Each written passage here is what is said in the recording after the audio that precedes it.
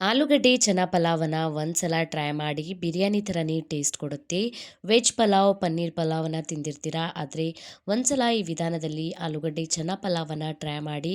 ತುಂಬಾ ಟೇಸ್ಟಿಯಾಗಿರುತ್ತೆ. ಜಾಸ್ತಿ ಮಸಾಲೆಗಳನ್ನು ಬಳಸದೆ ಕೂಡ ಟೇಸ್ಟಿಯಾದಂಥ ಪಲಾವನ್ನ ಮಾಡ್ಕೊಳ್ಬೋದು. ಹಾಯ್ ನಮಸ್ಕಾರ ಎಲ್ಲರಿಗೂ, ವೆಲ್ಕಮ್ ಟು ಮೈ ಚಾನಲನ್ನು ಹೊಸದಾಗಿ ನೋಡ್ತಾ ಇದ್ರೆ ಚಾನಲನ್ನು ಸಬ್ಸ್ಕ್ರೈಬ್ ಮಾಡ್ಕೊಳ್ಳಿ. ಇಲ್ಲಿ ನಾನು ಕಡಾಯಿಯಲ್ಲಿ ಪಲಾವನ್ನ ಮಾಡ್ಕೊಳ್ತಾ ಇದ್ದೀನಿ. ನೀವು ಬೇಕಾದರೆ ಕುಕ್ಕರ್ನಲ್ಲಿಯೂ ಕೂಡ ಮಾಡ್ಕೊಳ್ಬೋದು. ಕಡಾಯಿಗೆ ಒಂದು 4 ಟೇಬಲ್ ಸ್ಪೂನಷ್ಟು ಎಣ್ಣೆ, ಚಕ್ಕೆ, ಪಲಾವ್ ಎಲೆಯನ್ನು ಹಾಕ್ಕೊಂಡಿದ್ದೀನಿ. ಇದಕ್ಕೆ ಒಂದು ಮೀಡಿಯಮ್ ಸೈಜ್ ಈರುಳ್ಳಿಯನ್ನು ಕಟ್ ಮಾಡ್ಕೊಂಡ್ಬಿಟ್ಟು ಹಾಕ್ಕೊಂಡಿದ್ದೀನಿ. ಇದನ್ನು ಸರಿಯಾಗಿ ಫ್ರೈ ಆಗೋವರೆಗೂ ನಾವು ಫ್ರೈ ಮಾಡ್ಕೊಳ್ಬೇಕು.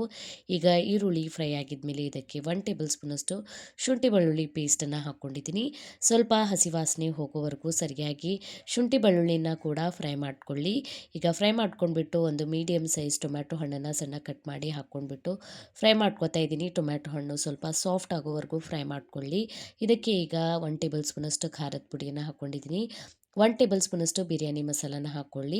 ಸಾಕು, ಇಷ್ಟು ಮಸಾಲೆಯನ್ನು ಹಾಕ್ಕೊಂಡ್ರೆ ಟೇಸ್ಟಿಯಾದಂತಹ ಈ ಪಲಾವನ್ನ ಮಾಡ್ಕೋಬಹುದು. ಒಂದು ಮೀಡಿಯಂ ಸೈಜ್ ಆಲೂಗಡ್ಡೆಯ ಸಿಪ್ಪೆ ತೆಕ್ಕೊಂಡ್ಬಿಟ್ಟು ಕಟ್ ಮಾಡಿ ಹಾಕ್ಕೊಂಡಿದ್ದೀನಿ. ಇದಕ್ಕೆ ಈಗ ಅರ್ಧ ಕಪ್ ಅಷ್ಟು ಕಡಲೆಕಾಳನ್ನ ಸರಿಯಾಗಿ ವಾಶ್ ಮಾಡಿ ರಾತ್ರಿ ಇಡೀ ನೆನೆಸ್ಕೊಂಡಿದೆ. 1 ಕಪ್ ಅಷ್ಟು ಹಾಕ್ಬಿಟ್ಟಿದೆ.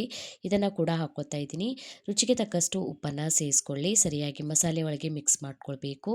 ಇದನ್ನು ಸ್ವಲ್ಪ ಮುಚ್ಚಿ ಕಡಲೆಕಾಳನ್ನು ಬೇಯೋದಕ್ಕೆ ಬಿಡಬೇಕು.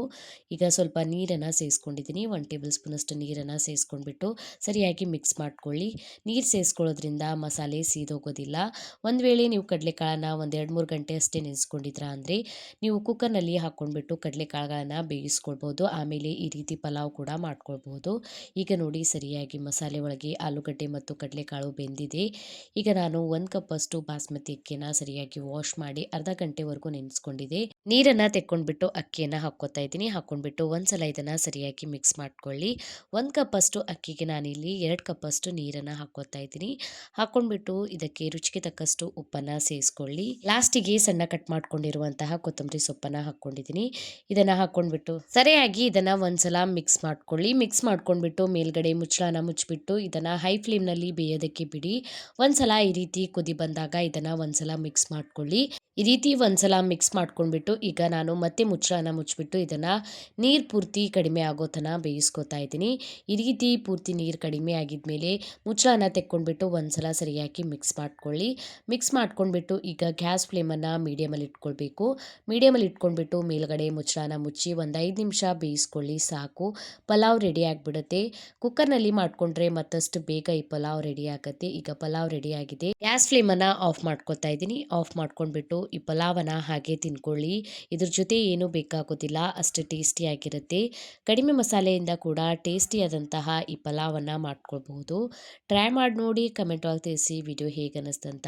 ವಿಡಿಯೋ ಇಷ್ಟ ಆಗಿತ್ತಂದರೆ ವಿಡಿಯೋಗೊಂದು ಲೈಕ್ ಮಾಡಿ, ಫ್ಯಾಮಿಲಿ ಮತ್ತು ಫ್ರೆಂಡ್ ಜೊತೆ ಶೇರ್ ಮಾಡ್ಕೊಳ್ಳಿ. ಇದೇ ರೀತಿಯ ವೀಡಿಯೋಸನ್ನು ನೋಡೋದಕ್ಕೆ ಚಾನಲನ್ನು ಸಬ್ಸ್ಕ್ರೈಬ್ ಮಾಡ್ಕೊಳ್ಳಿ, ಬೆಲ್ಲೈಕನನ್ನು ಪ್ರೆಸ್ ಮಾಡ್ಕೊಳ್ಳಿ. ನಾನು ಹಾಕಿದ ವೀಡಿಯೋಸ್ ನೋಟಿಫಿಕೇಷನ್ ನಿಮಗೆ ಸಿಗುತ್ತೆ. ನಂಗೆ ನೀವು ಇನ್ಸ್ಟಾಗ್ರಾಮ್ ಮತ್ತು ಫೇಸ್ಬುಕ್ ಪೇಜಿಗೂ ಫಾಲೋ ಮಾಡ್ಕೊಳ್ಬಹುದು. ಲಿಂಕನ್ನು ನಾನು ನನ್ನ ಡಿಸ್ಕ್ರಿಪ್ಷನ್ ಬಾಕ್ಸ್ನಲ್ಲಿ ಕೊಟ್ಟಿರ್ತೀನಿ. Thank you for watching.